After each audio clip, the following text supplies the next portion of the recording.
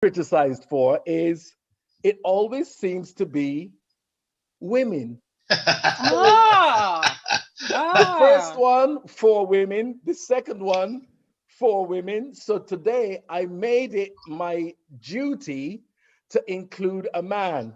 Oh, wow. So I'm honored. Kwame, there is a big weight on your shoulders, so do not let me down. Ooh. Do not I'm let honored. me down. No pressure then. None, none whatsoever. So welcome everybody. We have Thank you. Theodora Omambala here, who is a creative director consultant, which throughout the show, she will explain what that is. We also have Maxine White, who is from a corporate background of law and banking, and has now been appointed the UK chapter's president for the WWENI. And as I said, I've been saying that all over the time, getting my tongue tied, and still don't know what it means. So she will explain that throughout the show as well. And the man, the one man in all of the Live Well with Barrie series here at ULTRAVISION, Mr. Kwame McPherson. Good morning. Who is Good morning. an author and writer, writes articles and blogs for various bodies.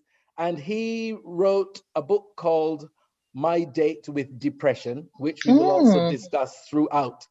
There we go. There you go. All right. Thank you, Barrie. Thank So you. nice to see Thank you you. all. Nice to see you all. And I know you're all worldly, well-traveled people. So I think you've got great stories to tell and lots of good advice to give, I hope. As I said, don't let me down, guys. Don't let me down. So how have you been, Theo? Let's start with you through the whole COVID situation. Well, I mean, it has been like for everybody else, extremely challenging, just in terms of, I think actually the most challenging thing is in terms of self-identification. Who am I? What am I? Where do I wish to go? What am I doing now? You know, this sort of crossroads of a renaissance. Let's call it a renaissance. That's how I'm seeing it, a renaissance of self. So depending on your perspective, because I do not want to negate others' perspective, I think it's all an individual experience and how we evaluate and assess that experience. Barrie, I'm landing, okay? I'm landing. Well, we've got an hour. Let's not hope the entire hour isn't left on Theodora's explanation of how she's handled COVID, but anything's possible. But what I'm saying, what I'm really trying to say is that I have been focusing on the blessings that it has given to me, and not the challenges that I have striven to overcome. So I'm going to stop there. So for me, lots of blessings. It makes perfect sense what you say with this self-identification thing that you spoke of, because a lot of what people use to identify themselves are the things that they do, the jobs that they do. And with all of that suddenly stripped away within, 4 hours, it's like a statement was made at 6 o'clock, the country was shut down at 10. Yes. You're thinking, well, all the things that were made me so important and I've got to be there and I've got to do this, suddenly I haven't got to do it. So who am I? What am I doing? So I totally understand that. And you having to kind of reassess what's really going on. So what about you, Maxine? Well, it's been a very positive experience for me, apart from in the last few months where we've had like illnesses in the family.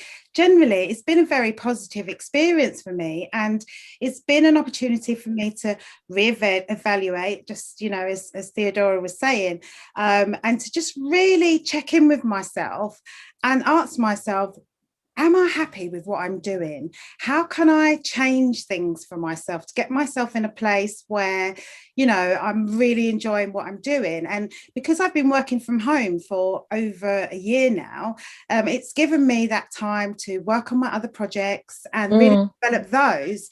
And so in a way, it's taken the focus away from my day job. And, I've also been studying as well. I mean, it's been a really good time for me. Yeah.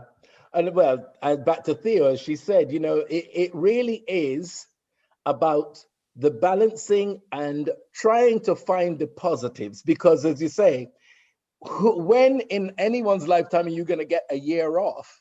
Exactly. But the thing is, because it was such an unsure time, it wasn't a year that you were resting or enjoying, because you were quite anxious as to what might be coming next, or because you didn't know. It wasn't, well, you know what, we're off for a year, just relax. It wasn't that kind of period. So even though we were off in that time, it was still an anxious time. So you're not as rested as you think you might be, having taken that year out of your regular schedule. So on to you, Kwame, and I think your situation might be quite significant with the whole COVID situation, because a lot of it has been spoken about with mental illness Exactly. and mental Yes. health. And Yes. your book is about my date with depression and That's correct. your situation with depression. Yeah. How did you cope with that? Now, that would be very interesting to find out. It's interesting because it's almost like I cheated in a sense. That's what I call it, because my experience, because going through this time, a lot of people will be challenged with mental ill health, right? Right. So because they've never had this experience before, as Theodora said, it's a complete shift. It's a complete shift from the norm, the routines, and into something which nobody had ever thought of, unprecedented, everything else. So that in itself will cause a mental shift. You know, it's like you're doing, and then all of a sudden that now change, right? So in a sense, for me, I cheated because I had gone through my particular experience of depression and anxiety years before. So for me, going through the year was okay. It's happening. I just keep myself busy doing what I normally did. But I could understand what was happening around me to other people. So the trauma of people dealing with someone passing close by, and I had a number of friends who are passed because of COVID. Yeah.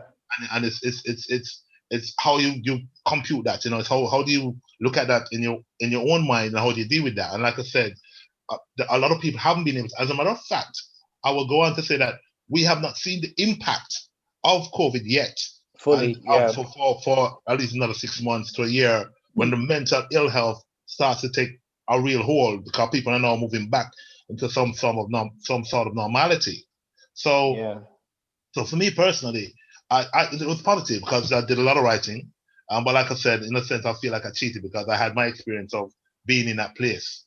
Yeah, I didn't have to and I deal with mean, the it. thing is, with the whole situation, a lot of people will be saying, well, you know, this time I'm taking off and I'm going to learn to play a guitar. I'm going to go and learn to do this. You should learn to do that. And they're really not intentionally, but in some ways putting pressure on people who do suffer from mental health issues. Yeah. And it's a big enough job for them just to get up out of bed and get dressed and get through the day on a kind of even keel. Yeah. So when you're hearing people saying, well, you should be doing this and you should be doing that and you're wasting your time. Well, actually, no. For some people, just being able to function and sustain themselves through that whole COVID lockdown period without doing something tragic and disastrous is an achievement in itself. It doesn't necessarily have to be learning a language or playing a guitar. Yeah, totally. And like I said, a lot of people can't deal with the trauma that's happening around them. So that in itself would have an impact on them mentally, you know. So yeah. So for me, but like I said, aside from that, it has been positive, but it's recognizing everything else that was going on, you know. Yeah. So back to you, Theo. Now, the impact for COVID has been immense on all of us in various things, with relationships and work, etc. You are in the arts, so most definitely one of those that was most affected. How have you coped and how did it affect you?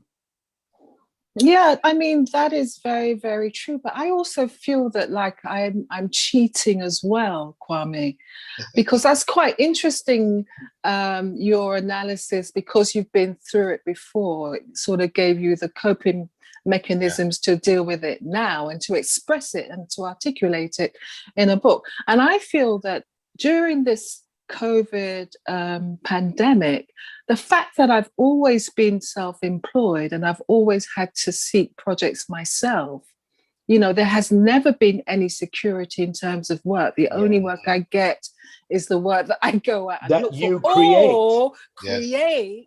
Yeah.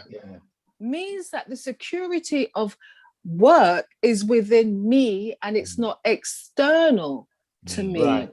So in these times when I am not working, I have accustomed myself to the art of being, which means not doing, being in touch with oneself, being at ease with oneself, being happy with oneself, and knowing the knowledge, the knowing through experience that all will be well, because it has always been well. I've been doing this for 25 years and there are peaks and troughs.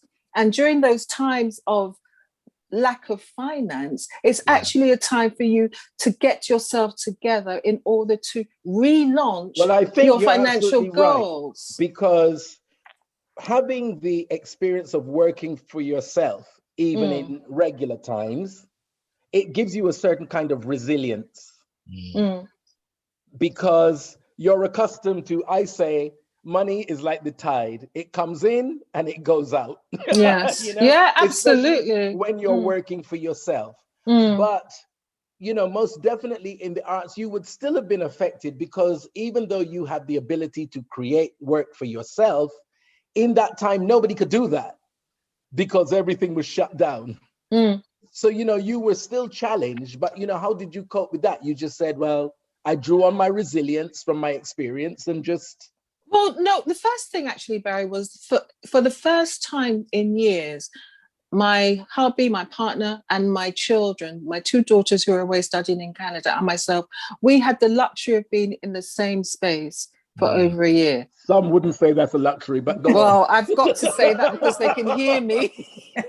But seriously, that was intense quality time that I see as a blessing, because I don't know when that is going to happen again. I really don't. They are 21 and 25. They do not necessarily want to be, you know, in the same space as mummy and daddy. And there were challenges in terms of the family dynamic, because we're all squashed into the same space and we are all extremely volatile, opinionated individuals. I don't know where it comes from, but you know, we all have that. I think I can help you on that one. So that's just an example of quality family time that I'm so privileged to have. That's a blessing to have those moments with my children, to reconnect with them on a individual but adult basis. You know, they're young women. So well, that's it. You know, the perspective has to kind of change. So you can't be trying to deal with them like kids. Exactly. As much as I wish to. And you, Maxine? Yes. Well, for me, I mean, you don't sound sure. No. Because there's so many things to consider. For me, again, like Theodora, having that quality time at home. I haven't got any children, but my husband and I, you know, he wasn't working for the first 4 months, and so it was nice. I was working the whole time, but it was nice to have that time at home, because normally he goes out early in the morning. He was around the house. It meant that we could really plan and think about, you know, what we want to do for the future, and just get things, you know, more solidified as to. And they're not long married, so they still like each other. Oh, right. They're still at the stage where they like each other and want to spend time together. And it also meant that I could work from home from like my mum's house as well. So I get to spend more time with her, do more things with her as well, you know, which has been a real pleasure, because normally just busy with work and thinking about what we're going to have to do next. So for me, it's been nice having that extra time. As I said, even though I've been working, it's been good. And again, going back to what I was saying earlier, having the time to focus on other things that are also important to me. So you, from the corporate background, you've been furloughed and working from home. Haven't been furloughed. You haven't been furloughed. You've been working. No, I've been working from home the whole time. Yeah, right. It doesn't require. But your family has also had some challenges, because your brother had COVID, and then recently your mother got it. You know, and were hospitalized. They were, and it's been a really tough time. So from March until the end of year last year was fine.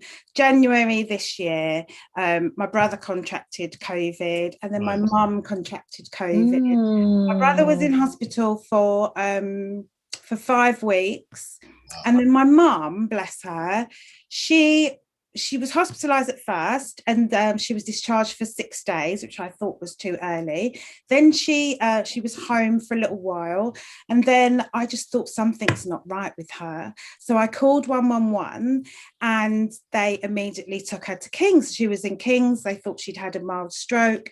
So she was in King's for 2 weeks, and then she came home again. And then I thought to myself, I need to get a medical professional to check her over, because nobody's seen her since she'd come out of hospital. And what we thought was just a routine kind of checkup turned out to be the beginning of a bit of a nightmare for her. So they said, take her to A&E. So we took her to A&E. They said she had a chest infection.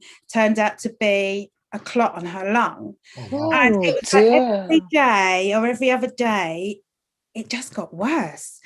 So the clot on the lung meant her heart was working harder to pump the blood around the body.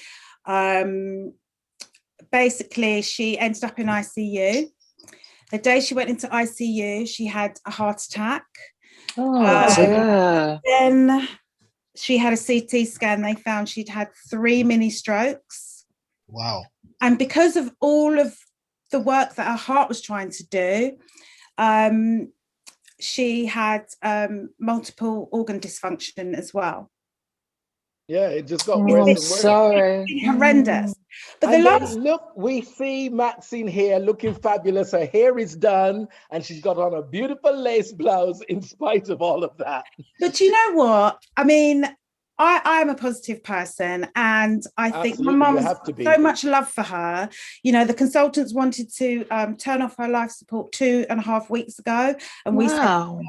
We said no, and she started to improve. So now she's out of ICU. Wow. She's off for dialysis. She's not on any oxygen, and she's now in like a stroke rehabilitation unit. So I feel fabulous. Yes, I do, Barry, because you know what? I feel like she's really turned. And it begs the question, if they were encouraging you to turn off the, you know, in hindsight, now you can say, well, had we taken their advice, we would have terminated a life that was still quite possibly fighting to continue. Exactly. And our view as well is that we need to give her the chance. Anybody who's with that much trauma is more than 2 weeks to recover. You know, and but I think there's also that whole thing of the stress that the NHS is under.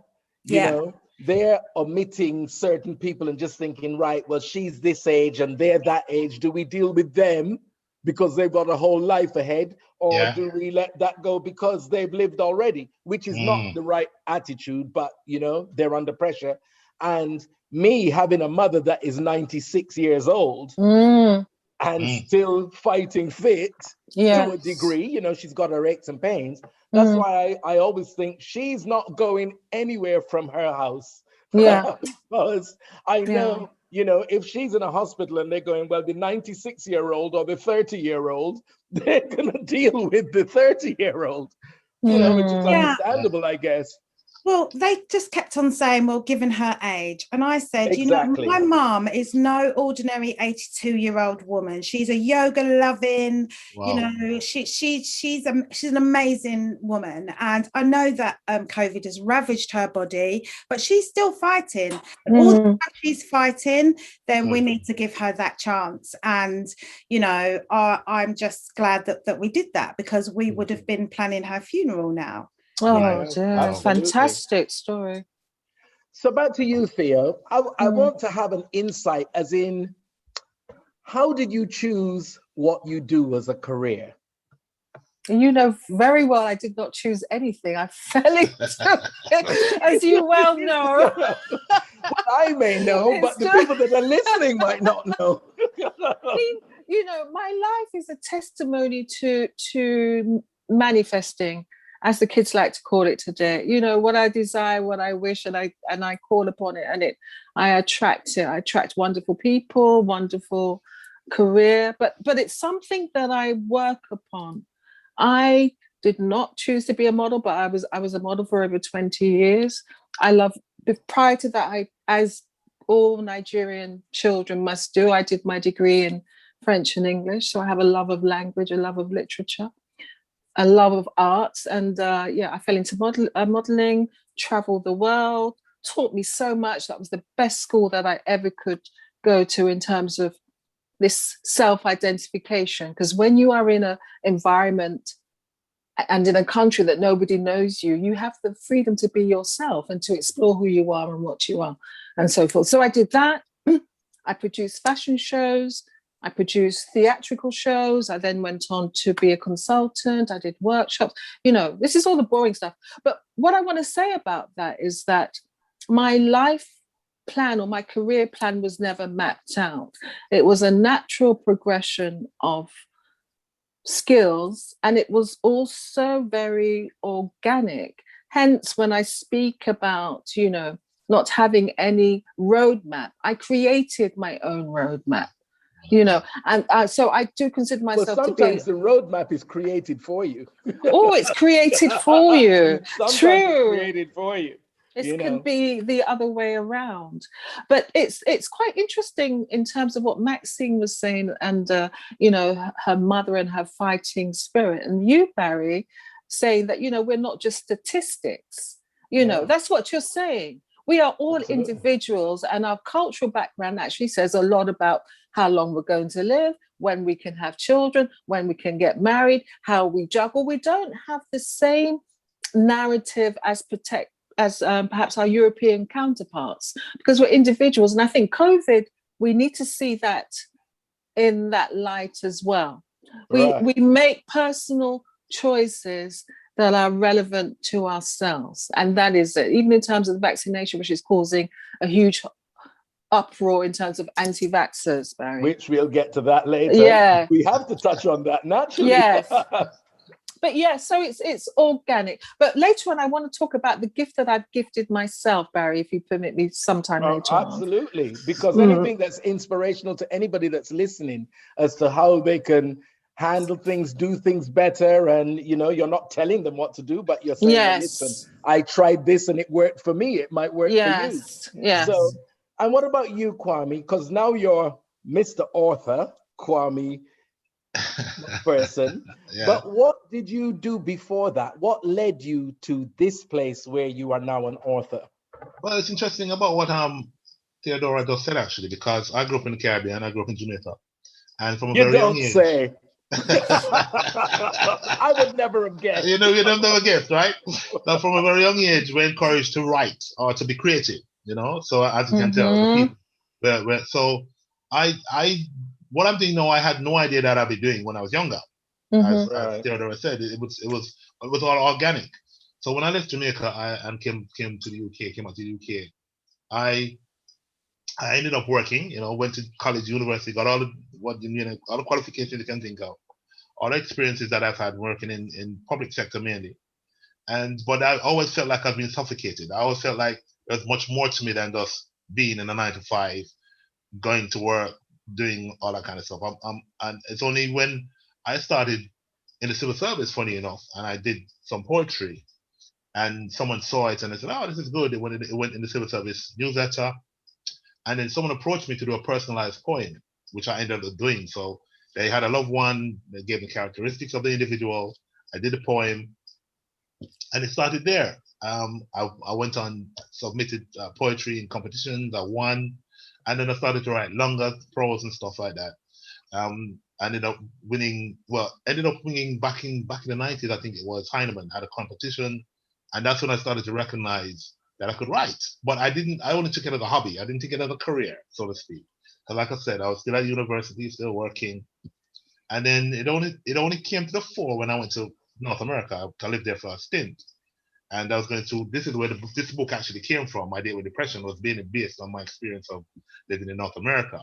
Where were you in North America? I was in Canada. Okay. And And it's when I started to look at the poetry that I had written, because of this, where I wasn't at, in terms of that space, that time, my mindset being in that place, I said, you know what? Something came to me, and again, like what Theodora just said, and what you just said about the road had been mapped out for you, and you compiling poetry that I had done way back previous in the 90s. I did my first public self-published book was in 2006, and that was a compilation of the poetry that I had done back in the 90s. I started reciting them. I started going around in schools and helping other young people to write, and I started sharing that aspect of me. And then that's how it started to become much more of me just being a statistic. You know, I started to become much more focused, and so this is what I've been blessed to do. I'm inspiring people. I think there are definitely two camps of people. There are people who are quite happy to work in a 9 to 5, and there's absolutely nothing wrong with that. But there are others who were never, ever really made to do that. I'm one of those. Who do it because of the security. And that's why I always say, I think those who work for themselves and go out on their own, they have a different kind of courage. Because in spite of all of the insecurities, you know, you don't get the holiday pay and the sick pay and the yada yada, they are just like, regardless, I have to be that independent person. I have to be that individual, almost trying my best to control my own fate rather than having to answer to somebody. Exactly. And in the end, and so what happened now, it's now become a career in itself, or business within itself, where I help other people write and compile this stuff and help them to show them how to publish. And my latest book, which is my most successful to date, is a culmination of that entire journey, you know? Okay. So it's, and that's how it happens. It is organic, you know? Right. You know? And funny enough, this past year has re-emphasized how being in this space actually is, because in terms of, for a lot of people, it's about reevaluating and reprioritizing their lives and so on and so forth. And so for me, it's just re-emphasize that, I'm more or less on the right journey. So tell me about your experience in Canada, because I used to live in Canada for a while, in Montreal, loved it. Okay. So what was it about your experience in Canada? Where were you in Canada? I was in Toronto. Toronto, just outside of Toronto, in Brampton. Right, okay, I know Oshawa as well, just outside Toronto. Okay, yeah. But what was your experience that brought out that depression in you? It's interesting because what had happened was I got to Canada. Went there to set up a business, actually, me and some partners. And it so happened that the other partners couldn't get in, and I was the only one who could get in. One of them came from the Middle East. So at the time, it was very difficult for people, because we're talking about 2000, just after 9/11, about then. So, So people from the Middle East had more problems in terms of traveling. So he couldn't get in, but I could. And we knew each other from before because we used to work together. So we had plans. In the UK? In the UK. And so we said, all right, the plan was, I was getting fidgety, and I love traveling, you know, like Theodora. I love traveling. I love, you know, learning and meeting different people. I said, all right, I'm going to head to North America, which I did, and headed to Canada. And it was easy to get into at the time. When I got there, the access to financing to set up a business was much easier than it was here in the UK. And that's what happened. I took out a lot of money and then invested in property, invested in startups, in terms of small business. And it so happened that the depression hit in such a way that nothing wasn't coming in to pay back what I had borrowed. And so that in itself caused me to internalize what was going on, and that caused the depression in a sense. Yeah. So that's a lot of pressure, and you're in a strange country. Yeah. And basically what happened was I ended up in a particular space which I didn't think I was in until it was identified to me that I was in it. And this, because I had my own apartment, I lost that. Like I said, I had properties, lost that. I ended up living with my cousin, and she started to see what I was going through. I ended up going to the church and all that kind of stuff, which she knew wasn't me in terms of as an individual. So she saw what was happening to me. You know, I ended up being in a room, curtains drawn, taking long walks aimlessly. You know, so there's a lot that was going on, and she, bless her, was the one who actually identified what was going on. And in a nutshell, what had happened is that she basically recommended me or referred me to a bookstore, a black bookstore in Brampton called Knowledge Bookstore, actually. And that is where I started to heal in terms of learning about myself as an African Caribbean man, because I didn't know what my role was or what my purpose in life was. And that's where I started to learn and to read about, our historians, our story. And I started to become empowered. And then what made it even more empowering was that I ended up going to Africa, to Ghana, and that particular experience then just hit the nail in the head. And this is who I am today, African Caribbean man from Jamaica. Right. As Theo said earlier, the Renaissance, the recreation, exactly, the renewed Kwame. Exactly. And what about you, Maxine? How did you choose what you go into or you are into? As far as the job is concerned, a bit like Theodora, I felt like I fell into it. Unfortunately, my falling into wasn't as creative and successful and life enhancing as Theodora's, but I started off, the old YTS schemes back in the day. I started off on a YTS scheme, and I ended up going to college and being on a placement in a company in the city. So that's how I started out in the city. And then sort of one thing led to another. I'd moved on to another role or another company, and they saw potential in me. They paid for me to go to university and get some legal qualifications, and so I just kind of went along the road. And I mean, I'm very grateful. I can't complain. It's been great for me. It's enabled me to do a lot of things. But when I actually think about it, would I have chosen that if I had? And I should have set out to, make a choice. Well, that's the actual question that I'm asking. Would you guys say that what you're doing now is really your vocation, what you are here to do? Would you say that? No, not at all. And this is why I do my project. So I think that even if you're not fortunate enough to do what your actual vocation is or should be, I think we all have a creative side and we all need to embrace that. And if it means that you're in a 9-to-5 that isn't fulfilling you, then you need to find something outside of that does. And that's what I've done. That's what I've done. Well, as Oprah said, you got to do what you got to do until you can do what you want to do. So, to sustain yourself. Yeah, absolutely. And so for me, my thing is my creative side is interior design. I love interior design. I've done commercial and residential projects. I also have been into alternative health for many years as well, because I just, the whole big pharma and, I just, it just doesn't sit well with me. And so I've always explored alternative health. And then just more recently, I've been doing something around crypto. And then this is where, for me, if I can tell you about WWENI now, it stands for Woman Wife Entrepreneur Network International. And the reason why I love that again.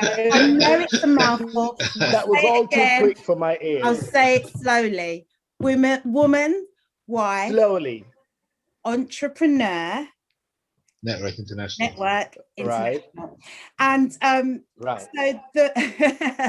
the lady whose brainchild that was is a lady called Anastasia Lewis, Dr. Anastasia Lewis, and she's from the Bahamas, and she's a very successful entrepreneur, and she has this has been her dream for over 10 years. And so the idea around it is to have 50 chapters. So a chapter can be either a region, a state. For example, in the United States, we've got chapters in Alabama, Chicago, Florida. We also have chapters in the Caribbean, Europe, and Africa. And the idea behind it is that we have women in business, women of colour in business, helping other women of colour in business, and just providing a platform. You know how some cultures, they spend within their circles, don't they? So, but the idea is to have 50 chapters with 50 members in each chapter. And we look within. So within that chapter, we will have everything that a woman in business needs. So that will be a solicitor, that will be an accountant, that will be a hairdresser, that will be a photographer, so we look within our circle first for the things that we need, and in that way we support each other. I think it's a fantastic initiative, and it's a great initiative. Yeah, and so I was chosen to head up the UK chapter, and it's been going well, and I just love it. I think it's a really good way for us to support each other, because sometimes when you're a small business owner, it can be lonely. You may not have the support that you need, and even though we're all doing different things, or even have the finance to get the support you need. Yes, exactly. Then, we can help each other. We can say, we have some people that are strong in social media. We have some people that are strong. We have a life coach. So we have different things that we can tap into to help each other to grow, and so we elevate each other. And when we've got all of our chapters full, we'll have a total of 2,500 boss ladies. I mean, how powerful is that going to be? And so I'm really excited to be part of that. Are you listening? Are you listening, ladies? Get in touch with her if you've got a business. Do get in touch, because this is a way for us to all find some mutual support. Absolutely. And Dr. Anastasia Lewis, she's a phenomenal networker. She works really hard for us. She's put together a magazine. She'll be putting together, certain training, expos, all sorts. And so it's a really, really good place to be if you're in business. So your role as president is what? What is your role as president? My role as president is to build the chapter. So that's to find 50 ladies. It's a membership-based right. So that's £20 a month, and with that money we use that money to service the chapter. So we put it all back in to help each other. So for example, we have this thing called the Wheel of Fortune. Everybody, well, I don't know how old you are, but you probably remember the Wheel of Fortune. What we do is we have a certain amount of money in the kitty, and when we have our monthly call, we will do this Wheel of Fortune thing, so that one person,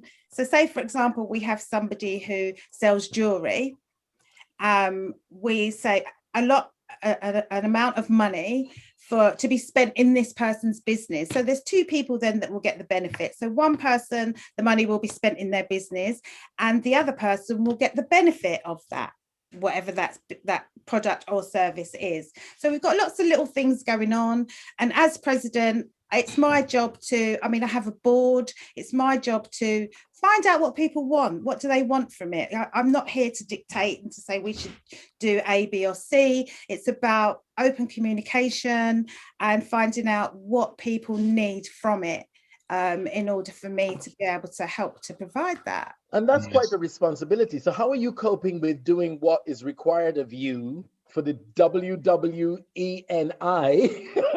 I'm Barrie. president, as well as your other work? Well, I mean, we have a monthly Zoom call. It's not supposed to take up too much time. We have a monthly Zoom call. I speak to people on my board. We've got a lady who does PR. We're just finding ways of getting people's bios together and just finding materials and things that we can do to get them more exposure. So for me, it doesn't take up too much of my time, really. I mean, also it's an opportunity for the other women to work with other women in business as well. So it's a word of mouth thing. It's not all down to me to find all of these ladies. And thanks to you, Barrie, as well, to giving me this. As the whole concept of the project is support. Yes. As the whole concept of the product is support, or the concept is support. You support each other in finding people, I'd imagine. Yes. So you bring somebody in and you say, well, do you know anybody that might benefit from being involved in this? So you support each other in getting people into the chapter as well. Yes, I do. And also I get my support too from my chapter, and also from the other presidents as well. Right. We have like a president's group, and we all brainstorm, and we help each other. Right. as Well, well. that's definitely something that ladies in business need to get in contact with you after. So all the information will be there on UltraVision's platform, I'm sure, because even if they're not women of business, they might be able to use your services from the Exactly. women within the chapter. So that there is quite useful. But finally, I've got the explanation. I've been saying this for the last 2 weeks. WWE, no idea. But I know it is finally, a I've bit of got a the mouthful. explanation.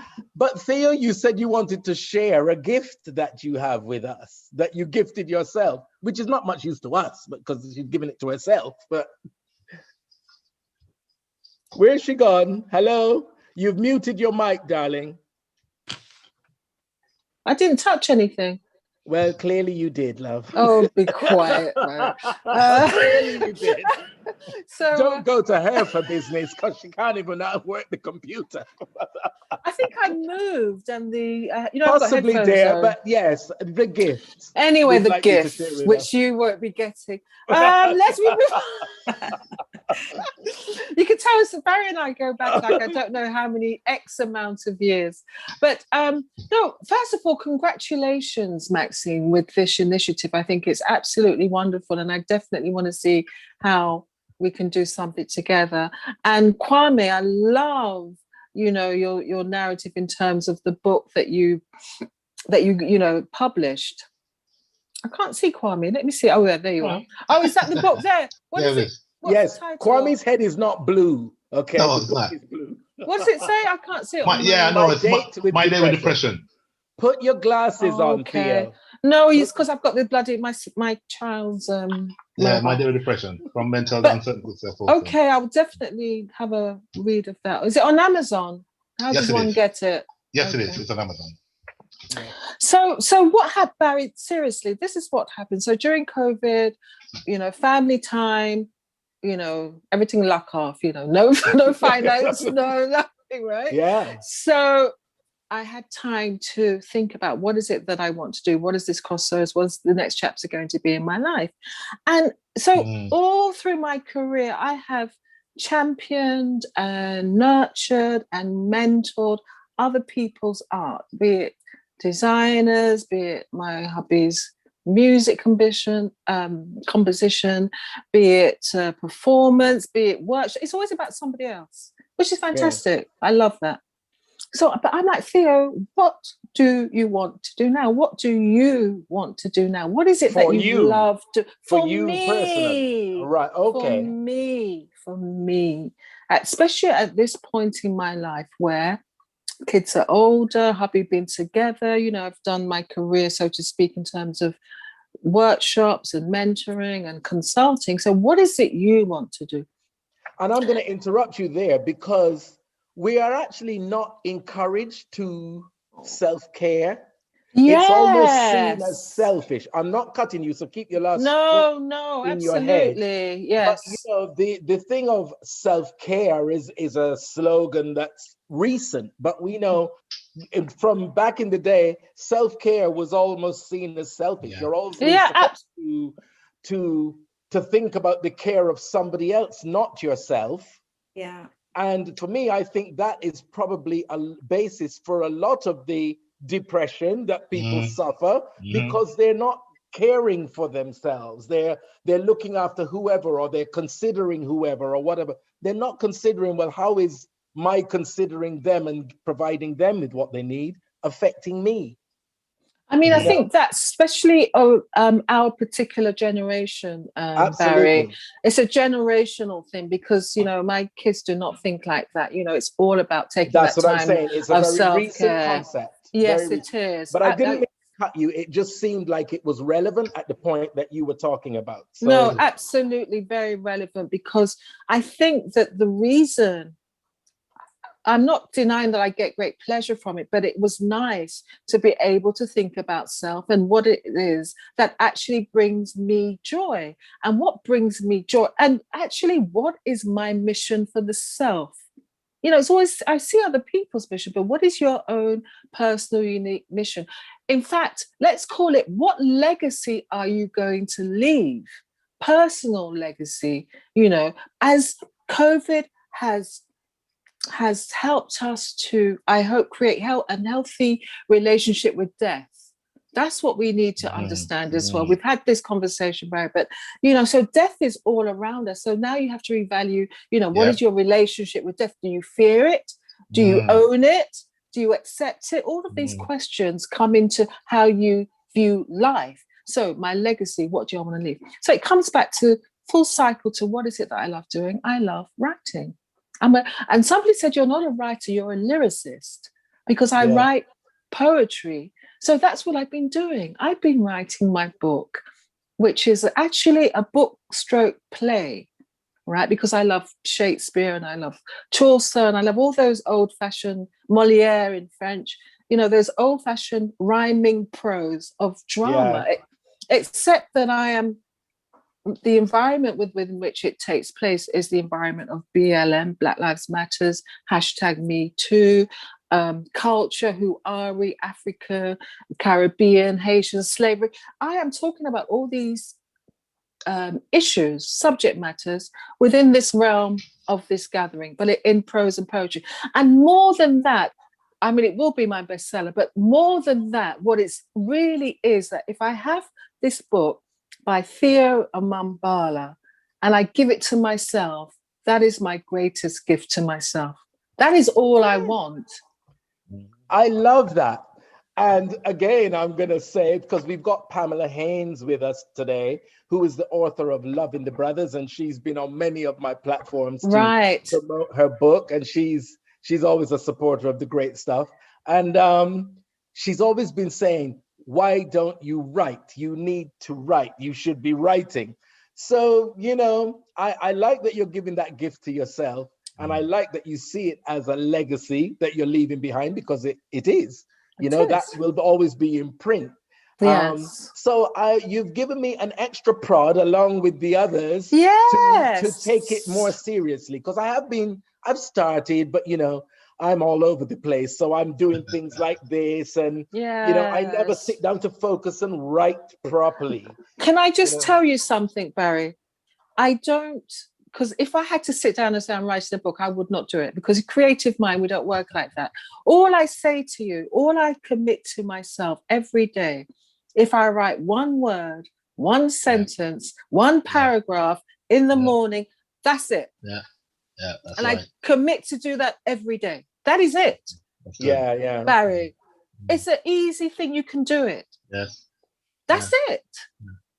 And 90 days later, you've got 90 pages. That's right. Well, this is it. You know, you're absolutely right. You're absolutely right. That's right. But, so how did the journey start for you with writing, Kwame? Yeah. Well, like I said before, I love what Theodora had said in terms of legacy, because I was born to write. You know what I mean? I love writing. I love empowering people. I love enlightening them. I'm just born to talk. I just talk. I love to talk, but I can't leave that anywhere as a legacy. No, it's great because we have this footage, right? You're gonna have this recorded, right? So it's gonna be that's your legacy. It is a legacy, yes. Yeah. So and Theodora is correct, because everything that I write, everything that I do, I write in a way that will provoke thought, will empower, will enlighten. But I was born to write, so I can do it easily. I can write a poem in 2 minutes. I can write a story in less than that. So for me, I love writing. That's my passion. So Theodore's all right, correct. No showing off, Kwame. Okay, no showing off. But she's right in terms of also how you, if you're not a writer and it is a chore, or could be looked upon as a chore, just write a sentence, a paragraph, or a page. Anyone I mentor, I always say to them, just do a page a day. Because what you're going to find is that you probably won't end up writing a word or just a sentence. You're going to find that you're going to be writing much longer than that. But I always try to say, you know, if you're not used to it, you're not familiar, then a page is fine, a page and a half. But so for me, writing is first nature. I won't say second nature. You know, it's first nature for me. So and like I said, I'm always writing. I've got so much work in the pipeline. But I love what both of you have said, because again, I always bring these people that I think are inspirational, and I hope other people do as well. And as you said, writing might not be your first nature, or be second nature to you. It's not unnatural, but from how you all explain it, it's within all of us to be able to do it. Of course. It's within all of us to be able to do it. And the simple thing, we've all lived a life, so we've all got something that we can write about. That's right. So that's the inspiration right there, from how you guys explain it. It doesn't have to be sitting down in a study, mopping your brow for hours, being theatrical and dramatic. I'm going to write, study to write. Doesn't have to be that to somebody like me. You know what I mean? It can be, this idea has popped into my head. Let me jot it down and come back to it later. Yeah. And I think when you put it like that, that facilitates it in all of us. Yes, it is. Yes, it is. And I've always said, and the thing is with writing is that because people get caught up in the technicalities, they get caught up in the grammar, they get caught up in, and I keep saying that is a misnomer, it's a fallacy. Everyone has a unique voice, everyone. So you write in your voice, don't worry about the technicalities, that will come later. So just put what you have to say down, and then you work yourself from the work from there. But don't get caught up. A lot of people get caught up in technicalities. Oh, is the grammar sounding right? Or is that said? No, that's right. That's right. Well, I mean, I guess that's what proofreaders are for, because when you finally get a book, you don't get the first draft. The first draft, it's redrafted and redrafted and proofread. But I am such a grammar Nazi. I get in trouble with people on social media all the time, because I'm going, I can't read through this jumbled rubbish trying to make sense of what you're talking about. You know what I mean? And people are like, oh, you're like a grammar Nazi. And it's that, no, but if you're writing something that's going into the public domain, I think knowing the difference between there, and there is the very least I can ask. And that's correct. That's what proofreaders are for. But also as well, Barry, that I'm a bit of a grammar freak myself, but that's just because I like words and I like language. I like language, and I want to convey as accurately as possible what I'm trying to say, because it's about communication for me. But also in terms of the a byproduct, in terms of what the personal satisfaction and gratification that one gets, is it's very cathartic and therapeutic. Because you are literally cutting yourself off from what they want to term as the real world and creating a world where you have absolute works for company, because you've been working from home. So I would like to ask you guys, what inspirational tips can you give people who want to start their own businesses, how they go about it, and how do they sustain it? Well, first, silence. Maxine, are you going to answer that, Maxine? So first of all, I would just like to say that, I take my hat off to you, Kwame and Theodora, because it is a different type of bravery. I see myself more as a coward in a way, and a security seeker, because I know that I'm going to get paid every month. But that doesn't mean that, I'm being like really true to myself and true to what my journey should be and what it should look like. So, I just absolutely, like I said, I respect you guys for that. I mean, it's a very brave thing to do, and it's hard for me to step out of what I've always been used to. But that's why I feel like I'm trying to sort of have the best of both worlds, if you like. I have had my own business as well, and I've also had my own business while I've been working in the corporate world some years and back. What was that business? So that was the beauty salon, and for me, it was a huge mistake. It was a huge mistake. And I think that's what makes me really cautious about going out on Right. my own again. And this is another reason why it feeds back into my role in the Women's Network, is because when I was in business, I felt really alone, and I you didn't didn't have the support network that you needed. that support network. So Yes. it's come full circle for me. And this is why I want to support other women who might feel that they were in that same situation that I was in. Okay, so this is quite a personal quest for you because it's something that you've experienced yourself. Yes, it is. It is. And so now I'm trying to have the best of both worlds. So Right. and yeah, and I feel like And that's interesting because both you and Kwame had your own businesses that didn't work out for whatever reason. But you then decided to go corporate, whereas you, Kwame, decided to go continue to work for yourself. So that's quite an interesting balance and the difference in people. Yeah, and their choices. I completely relate to what Kwame was saying, but as I said, I was doing both at the same time, and I think that's probably what saved me from maybe going through some of what Kwame went through. Right. Okay. You had the security blanket. I had the security blanket. It helped. It didn't eliminate all of the things that I had to deal with, but it definitely helped. And it probably stopped me from kind of going over the edge, if you like. And I think that's why I'm super cautious about starting a traditional business. That's why for me, technology and doing anything that I can that isn't going to require me to excuse me, have too many overheads in a traditional way. So Kwame, I take my hat off to you. You know, it does take a lot of courage to work for yourself. I feel that pain, definitely. Yeah. Thank you.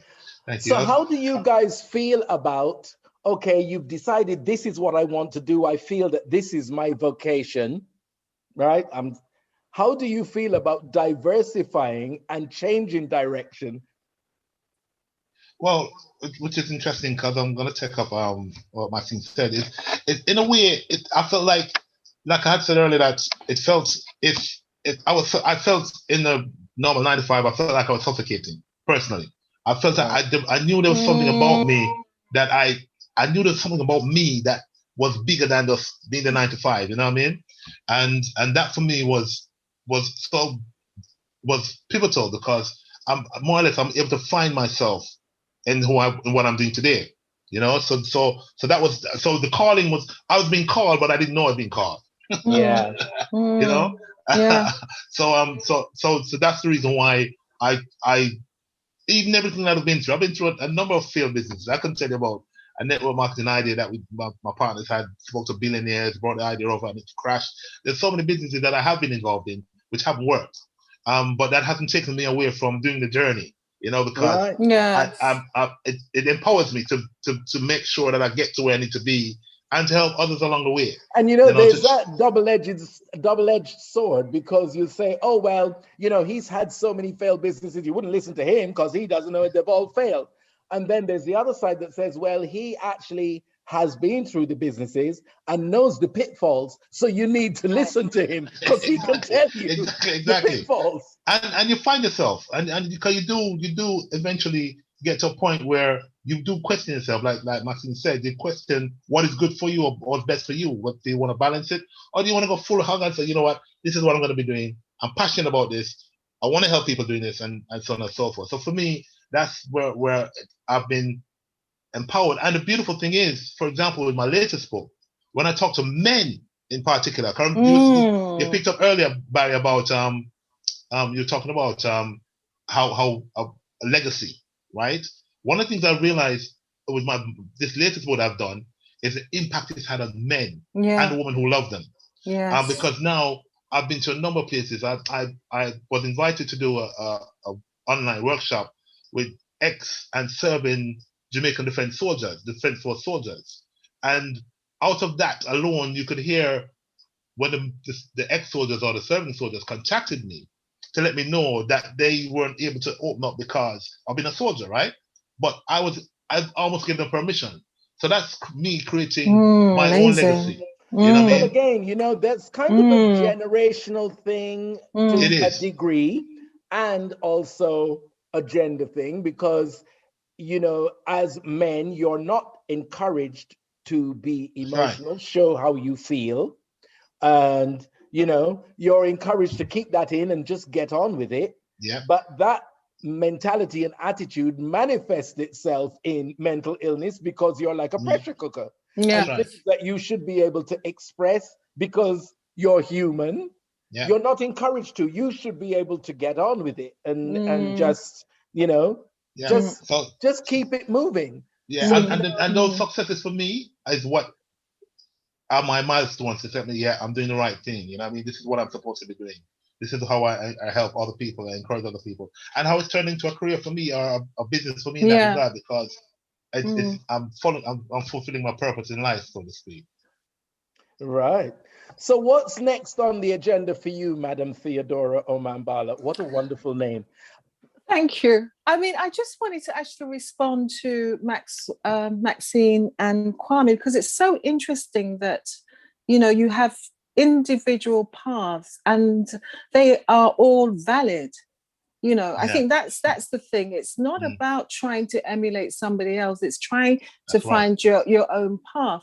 And also, I try not to use the word business because I feel it is constricting in terms of what you can do. And I do like the word entrepreneur because there are today's world. Well, there are so many, because French is your major, darling, and it sounds fabulous. Absolutely. Yeah. I call myself an entrepreneur, but there you go. Well, you're right. No, you're right. Pascal, no, entrepreneur only because in today's world you've got creative entrepreneurs, you've got social entrepreneurs, you've got beauty. I mean, what it's saying is that find your passion first and then find a way of making money from it, because it is all the journey of self-exploration. It's not make the money or find a business model. Discovery. Yeah, exactly. Yeah. And I think that is the inspirational message that I try to emulate. It's about my personal quest of who am I and why am I here? That is my thing. Like, what the hell? Especially growing up in the UK from a Nigerian family, then intermingling with France and not being accepted in Nigeria, then not being accepted, non-acceptance everywhere and having to create your own identity. I am this, and I choose these parts of my cultural makeup to be me. And that is my eternal quest. And you can make money. Now, it's not to say that Maxine's path or Kwame's path is not valid, because we have to acknowledge all paths. There are many roads to Rome. We just have to. What I also think is you started by saying the journeys are quite individual. Yeah. They're your individual journey. But within that individuality, there's so many similarities. Yes, and I love that. We all think that we're all on a quest on our own and we're the creators of this. And then you realize, well, you know what? We're in a room with 30 people and 20 of them have been through exactly the same thing as myself. Yes. So, it's absolutely.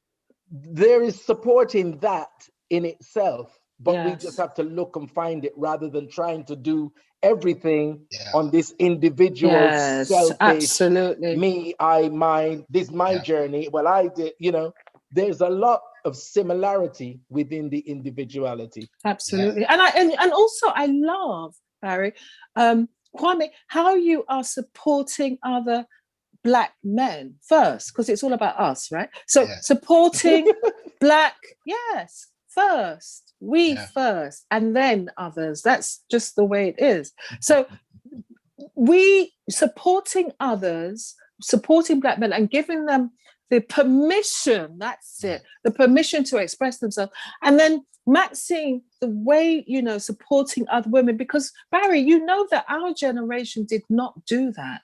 We didn't support each other. Absolutely not.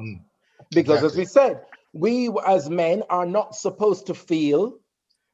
You're not supposed to definitely not express what you're feeling, and therein lies the problem with all the depression, etc. So, and yourself, Maxine, what's next on the road for you? Because I really want to get some women involved in your project, and those that are watching will be able to get the information from myself, from my social media or yours on Yeah. Facebook or Instagram, and obviously the ULTRAVISION television platform. But I would like to get some women business people or business women involved in your project, because as I say, we all need support. Our journeys are all connected, even though we think they're separate. And I think it could be of use to both you and them. Yeah, absolutely. And ultimately, my goal is to serve. And I feel so much fulfillment from doing that. I mean, I feel I've served in the corporate world, if you like, and I'm still doing that to a certain extent. But for me, it's about people, you know, whether or not it's, you know, women in business, you know, entrepreneurs, whether or not it's helping people with their health, whether or not it's beautifying people's interiors and making a better environment for people to live in. For me, my goal, my purpose is to serve. And it took me a while to get there, to get to that point of realization, but I'm there now, and I know, and this is why I feel so strongly and confident about what I'm doing. And actually, I think it is always, well, for me, the root of whatever I do is about making something better. Yes. Making the environment better, or whether it, because I mean, even this, it's about connecting people and what you can build from the connection. But, you know, I think sometimes that has to be the root of what you're doing, just doing what you're doing with the intention of it making things better, not only for yourself, but for those around you. Absolutely. You know, and yourself, Kwame, what's next on the cards for you? Oh, what's next? Well, still, like I said, I still support other people to write. That's what I do. You need to help me. We're gonna have to have a private consultation. Yeah, definitely. So I support a lot of people. Before I do, let me give a shout out to Sherry, because Sherry Ann is on. Hey, Sherry Ann. Yes, I'm seeing the people that have joined. The lovely Cassia and Sherry Ann, who is over there in Guyana. Joanne. So for Walker, me, Angela Burrows, Diana Brown, and of course Pamela Haynes, author. And yes, Pamela was saying that she's congratulating you, Theo, when you finish talking to your daughter in the door. Yes. Pamela is, yes, okay, have you finished, dear? Yeah. Sorry to interrupt. Yes, Pamela was saying, congratulations, Theo. So well done. And Theo's mic is off again, as you can see. That's right. Because, so I was saying, so for me, a lot's happening, a lot of work. I got a lot of work to do in the Caribbean, so I'm heading back that side. But yeah, the main thing is to bring out some more pieces of work that I'm doing, which are different and challenging the status quo. And like I said, supporting other people to write. You know, that's what I'm doing at the moment. Absolutely. Well, it's been lovely to talk to you all. Thank you for taking an hour out of your busy bank holiday weekend to talk to us here on ULTRAVISION.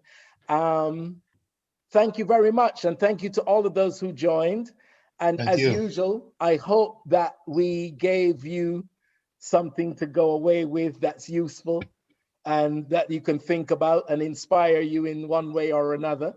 Barrie, sorry to interrupt you, but I would really like to thank you for connecting. Oh, feel free. I'm not going to stop you. For reaching out, for always being there, always being vocal. You know, you're a wonderful person to know. I've known you for so long, and you always put up such a, you know, sort of comic front. And I know there's always challenges, but you never see it. So honestly, I do. I value your friendship. I love you, and thank you so much for everything. That's it. Likewise. Yeah. Can I just? Sorry, Maxine. Oh, can I just? I'd like to thank Joanne Walker, who's joined. She is one of the presidents. Well, she's the UK. Sorry, the chapter president for Bermuda. So Hi, Joanna Walker. she joined us, which was really, I really appreciate that. And Diana Brown, she's in our UK chapter as well. And yes, last but not least, you, Barrie, thank you so much. I am so blown away that you even asked me to be a guest. I really do appreciate it. I appreciate you, you know, putting this together. And yeah, it's wonderful. Thank you so much. And I concur. I concur. I concur, Barrie. I concur with Maxine and Theodora. I concur. Thank you. Well, as I say, you know, I just always try to bring together the people that I think are the movers and shakers, for want of a better term, and have really got something to say and contribute. And as you say, make things better, not only for themselves, but everybody who participates. And, you know, as far as I'm concerned, if there are 2 people listening or 200 people listening, it's about just putting what you put out there, because I hope ULTRAVISION have got this all recorded, because this is part of my legacy, okay? Yes. So thank you, guys. It's been an absolute pleasure. Thank you. If you want any information about Theo's projects and her upcoming book, if you want any information about Maxine White and her president of the WWENI, see, I can say it now. And Kwame with his work, his therapy work with people with depression, and his new book, My Date with Depression. Ask myself or get in touch with ULTRAVISION TV, and you can get all the information that you would like, because as I say, it's all about a support network and supporting each other's journey to make things better. So until next time, thank you very much for your time. Guests, thank you very much. Thank you very much. Listeners, thank you. much appreciated. And I'll see you next month. It'll be my birthday month next month. So can I have some banners and stuff? We'll have you guys drinking champagne and eating a bit of cake and whatever. Okay. So we've got that.